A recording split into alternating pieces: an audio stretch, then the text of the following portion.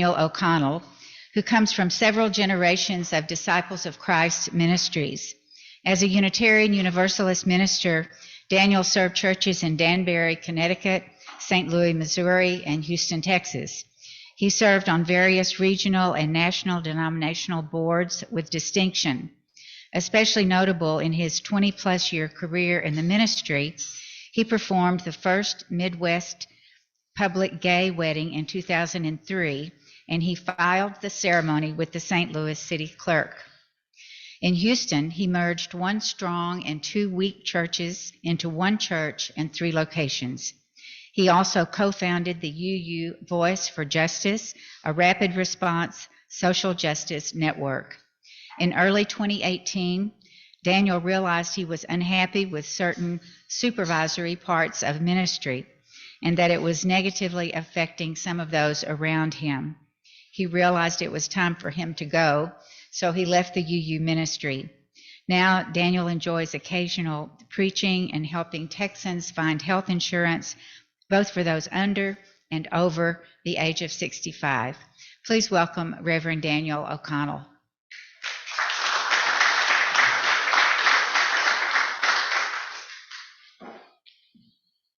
Thank you. It is good to be back.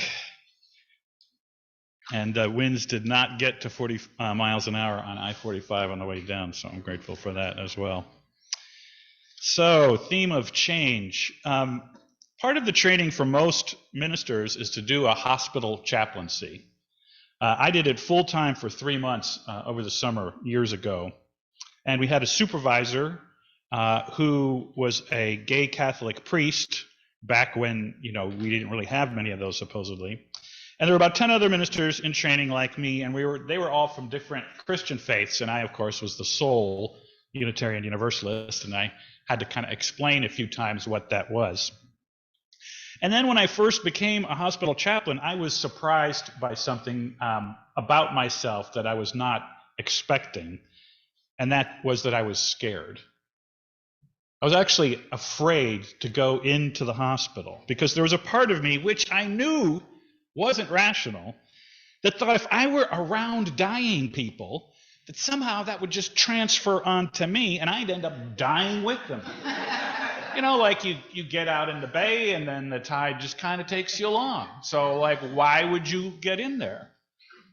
And this caused more anxiety because, after all, who wants a volunteer hospital chaplain who is so afraid of death that it scares the other people around them, right? It's like, oh, you're coming to be a caring presence. Are you cold? Are you shaking? What's going on over there? Now, I know it sounds silly to think that if you go near dying people, that somehow you will die too. And it wasn't a reasonable fear, but it was a real fear. And that's important. How to let something like that go? I mean, it's not something I felt proud of or good about or anything else. And sometimes you think, I really shouldn't feel this particular way. And yet you do. That's important to acknowledge, because when you take ownership of a real feeling, despite you're not liking it, when you take ownership, then you can do something about it. So I went to the chapel in the hospital, which I'd never been to before, and I went a lot in the early days, and I would go and I would meditate for about 10 minutes before going on rounds, because chaplains went on rounds too. And just going into that interfaith chapel for 10 minutes to meditate just calmed me down. I could just feel that stress go out of my shoulders just a little bit. And I thought, okay, now I'm less caught up in my own stuff, and I can be a little bit more present to the people I'm supposed to be of service to. And it helped me find some peace before heading off to the next scene of life or death with a family gathered around a loved one in a bed. And then once every 10 to 14 days, I would be the on-call chaplain. So this is where you actually go into a little closet, there's a little bed, and a big pager. I think most of you probably remember what a pager is. And so you would spend the night, you'd be there 24, 36 hours, something like that. And every time there was a death in the hospital, the chaplain would be paged and off the chaplain would go. And this was in a 3,000-bed hospital, Rush Presbyterian St. Luke's in Chicago, big hospital. Somebody died about every 8 hours, right? And so you knew you were going to go. And so I was meditating every day, and I reminding myself that although my death was inevitable, it probably wasn't going to happen today. So I could just, get through today. And that thought will always be there. I can let that thought go because it'll eventually come back. So I don't have to worry about losing that. And I thought I was kind of pretty much over my fear of dying people. And more than once, I had been in a hospital room with a family gathered around a loved one's deathbed. And I thought I had gotten to the point where I could regularly and reliably offer a caring presence. Because really, that's what you're supposed to do as a chaplain. If you're a chaplain in a hospital, that's the one person you can say, get the hell out of my room. You can't say that to the doctors or the nurses or anybody else, but you can say it to the chaplain. And most of the time, of course, they didn't say that. So one day late in the afternoon, I was called to an unfamiliar section of the hospital. And there was a woman in her early 30s that all the nurses were talking about. This woman was so filled with fear that she was scaring the doctors and the nurses. And so, of course, they called the chaplain in. And I thought to myself, well, I have some experience with this. And the nurse told me outside of the room that this woman had a lung removed a while ago because of cancer, and that now there was a spot on the remaining lung. And the patient was so fearful that it was cancer again, she would not calm down. She didn't want any medication. She was in absolute terror that somehow she would simply just stop breathing at any moment and that she would die, and she didn't want to lie down, and she didn't want to go to sleep. And the nurses wanted me to know what I was probably in for, and they hoped that somehow I could help this woman calm down. And I got there, and she was so pale and still, sitting straight up in the bed and just kind of looking blankly out, unblinking. She didn't blink. And this woman, in my imagination at least, was oozing fear out of every pore, out of her eyes, her hand movements. I went in to talk to her, and it was like death was in the room somewhere. But much closer, like a vibration just beyond your sight was fear. Big fear. And at first it was all I could do to keep her fear from becoming my fear and overwhelming me. I could see why she was spooking other people out. And we did manage to talk a little bit. She didn't want to look at me. She just kept staring straight ahead. About 10 minutes, and then my shift was over. And so I arranged for another chaplain to visit her that night. And the next morning, of course, I went back to the room, and she was gone. She had died in the night. She had literally died of fear. She could not get peace of mind. She was too filled with fear. She had fed her own fear, and it killed her. One antidote to fear is peace of mind. Peace of mind. This lines up nicely with a lot of Buddhist thinking. Getting peace of mind, if you can get closer to peace of mind, even if you don't get all the way there, if you can get closer to peace of mind, it means you're automatically reducing your fear. A lot of things can make us fearful. Just candles of concern, week after week. Wars, famines, pestilence, tons of stuff. Lots of things can make us fearful, and some of them are for good reason. But if we have a choice, don't we want to move toward peace of mind? I mean, if you could flip a switch and suddenly have peace of mind, what are the implications? Because if you have peace of mind, then you don't have fear, you don't have anxiety, and you're not desperate. A sage once said, happiness is a full belly, all else is luxury. But I think peace of mind actually is bigger than that. Because peace of mind means you are full of contentment. And if you have peace of mind, you are not at war. You're not at war with yourself. You're not at war with anyone else. And most of all, I think, peace of mind is healing. And not just for you, but for the people around you, if you've got peace of mind. There are many ways, many religious and spiritual traditions about how to obtain some peace of mind. 4 of them work for me, and they may work for you too. One is practicing meditation to just quiet that monkey mind a little bit more. Expressing gratitude, because that can rebalance your perspective on things. Discarding old beliefs to unburden past hurts, which can help you find forgiveness, which can help melt resentment. And then,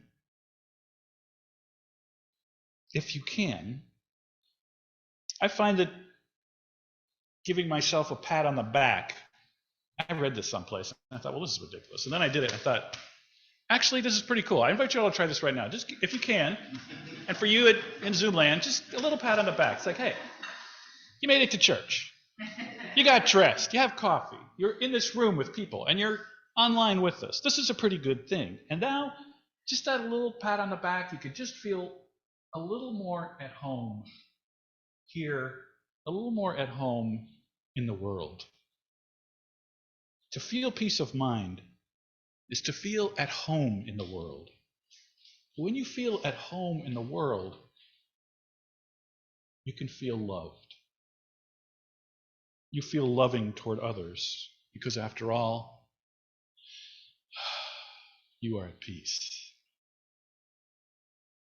So if you're feeling anxious, you can do a little meditation. Sit down, but sit up straight. Breathe in, breathe out. A little meditation can melt the ice of fear. And when you've done that, you might have enough emotional space to express your gratitude. Gratitude means different things to us at different ages. When I was a kid, I thought if I only got a certain new toy, I would be happier. And then maybe I would, until the novelty, the newness of the toy wore off, and then it was back to normal again, the hedonic treadmill. And then there comes a day, I think for most of us, when we realize that all the toys in the world, all the tea in China, none of it will ultimately fill us. None of that makes us feel whole. None of that brings about what we may truly want: to love, to be loved.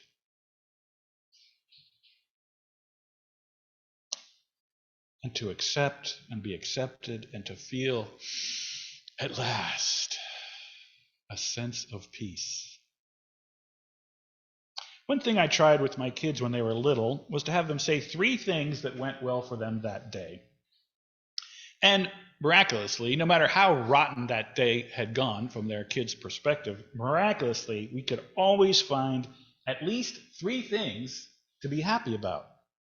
In fact, you can do that tonight before you go to bed. Think about it and say 3 things that went well for you today. You can even keep a journal and look back at your blessings, and you can practice gratitude by naming, saying out loud your existing blessings. And when you do that, you dull that ache for what you do not have. Comparison is the enemy of the good, of the peace of mind. When you say what your blessings are intentionally, clear your mind, say 3 things that happened to you today or that you made happen. When you do that, you can feel a sense of gratitude, which pushes anxiety away. You dull the ache for what you do not have. You reduce the fear. You come to accept yourself just as you are, right here, right now, in this moment. I mean, isn't that what we want to do for newcomers who come to our congregation? Accept them for who they are right now. Encourage them to become the person that they really want to be. That's a good thing for us to do for ourselves as well. To release fear, you can meditate, you can practice gratitude. And a third way, now this is a little more advanced, is to figure out which older, painful beliefs you have that really ought to go into the dustbin. Belief systems we had as children, teenagers, young adults, and on through the ages, those belief systems change with our experience as we go through them. Old belief systems can cause you pain and distress when they no longer work. And sometimes we don't know that they no longer work. It's just that they're irritating us, and then that makes us irritable, and then we're spreading the kind of feeling we didn't really intend to spend. So many, many years ago, after I got married, my then wife wanted me to put some cut up carrots and celery in water in the refrigerator to keep them crisp. Now, I don't know why, but I just, I was arrogant, I guess. I thought if you did that, if you put the carrots and the cut up celery in water, well, you're just helping them dissolve into water, right? Because water's the universal solvent. Heck yeah. And because I thought I knew better, because I had an untested belief system, my family did not get the celery and the carrots in water, and within a few days, of course, they got rubbery, and we had to toss them. So my family suffered a tiny bit, because I insisted my unexamined belief had to be true. I was the dad, had to be true. Therefore, it's true. And so I had a belief system, and that belief system produced rubbery produce. Isn't it amazing what old, unexamined beliefs can do? One day, we were at her mother's house, and I looked into her mother's refrigerator, and there, glistening like jewels, were carrots and water. Nice and crunchy. Perfect, really. Sometimes our unexamined beliefs aren't even true, and they cause us pain. So what can we do? If we can meditate and get a clearer mind, if we can find 3 things to be grateful and say them out loud, if we can examine painful beliefs and maybe move off of them, we can get much closer to peace of mind. The 4th way, and this is probably the most difficult, at least it has been for me, the 4th way to move towards peace of mind is to practice forgiveness. Clearly, if you're holding back on forgiving something or someone, it may be almost impossible to get peace of mind.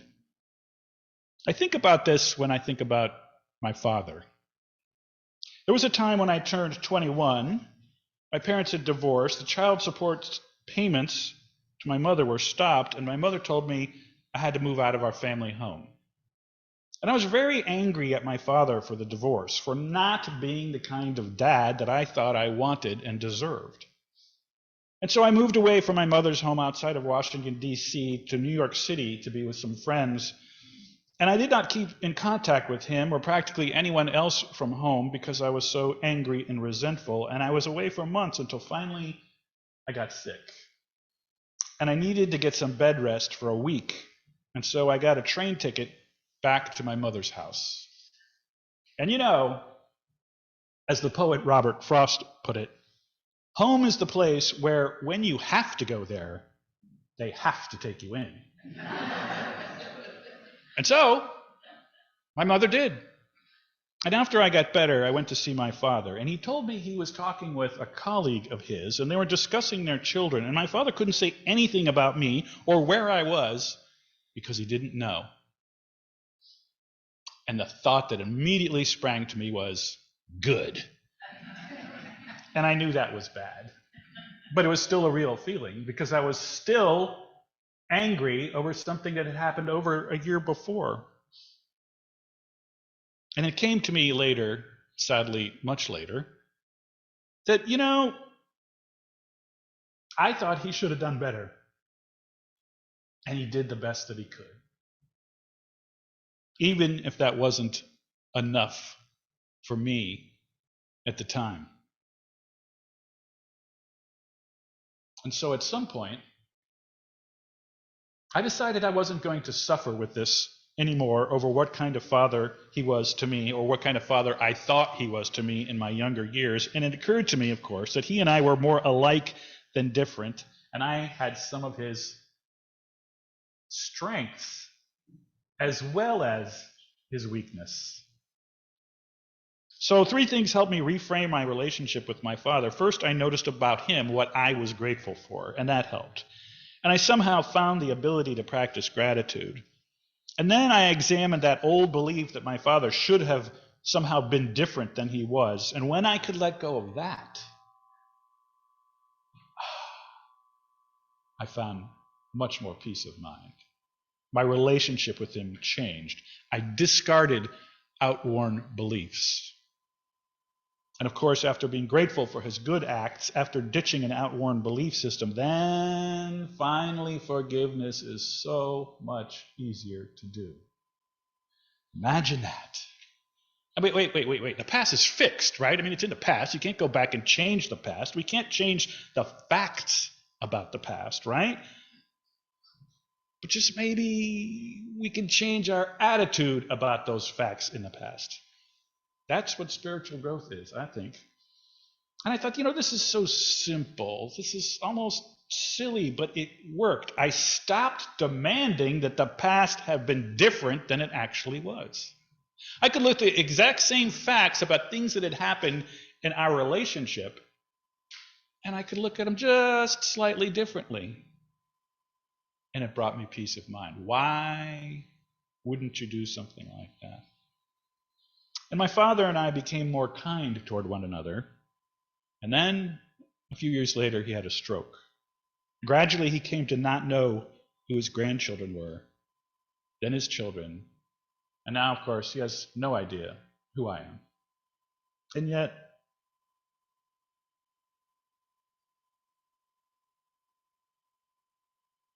I feel at peace about my relationship with him. And that has been a great gift. I'm so glad that I learned to do what I needed to do to forgive him and to forgive myself for what had happened. Do you have somebody like that in your life? Someone you might forgive, at least for now? Or maybe it's that the person you most need to forgive is yourself. 4 paths to peace of mind: practicing meditation to quiet the mind a little bit, to express gratitude, to rebalance your perspective, to examine old painful beliefs, get rid of past hurts, discard them, and then the feeling of your own resentment melting.